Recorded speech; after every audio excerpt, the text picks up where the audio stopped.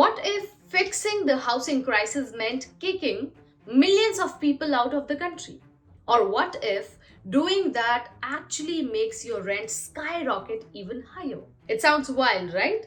But this is the exact debate shaking up Washington right now. US Housing and Urban Development Secretary Scott Turner. He's just turned heads by defending a new report that links rising home prices directly to immigration. The argument from the administration is straightforward. The argument says that a massive influx of people creates a massive demand shock for homes, driving up rent and property prices for everyday citizens.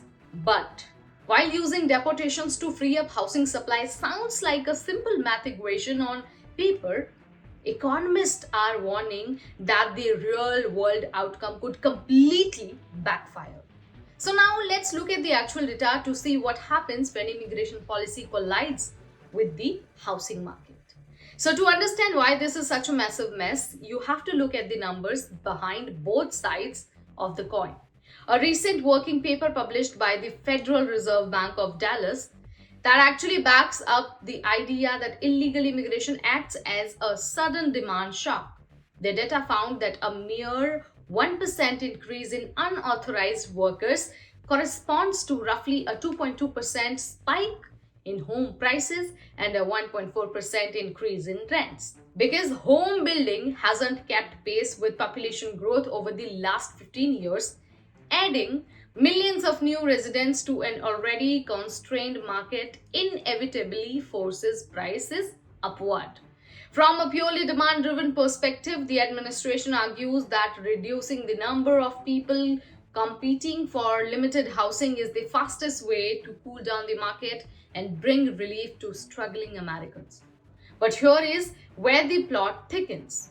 And it is the exact point that housing experts are screaming about. You cannot build houses without construction workers. And guess who makes up a massive chunk of that workforce? According to data from the Urban Institute, the US is currently facing a housing shortage of nearly 3.7 million units, and the single biggest bottleneck to building more is a lack of labor. Their research shows that mass deportations could drain between 1.7 and 1.8 million undocumented construction workers from the economy. In states like Texas and California, foreign-born workers make up nearly 40% of the entire construction workforce. If you suddenly remove those workers, projects grind to a halt, labor costs go through the roof, and the supply of new homes completely dries up. There is also a fascinating economic concept called labor complementarity at play here that most people completely miss. Undocumented workers in construction typically handle lower skill, heavy labor jobs like site clearing and drywall prep.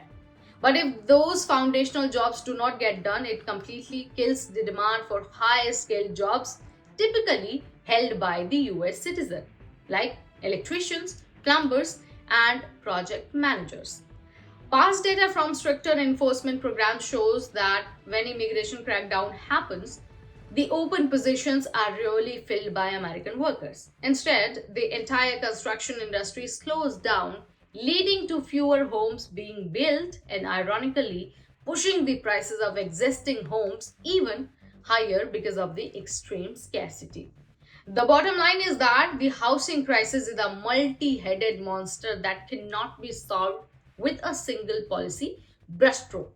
While cutting demand through deportations might temporarily ease the pressure on rental units in certain local neighborhoods, losing the very workforce that builds American infrastructure could cripple the housing supply for a generation.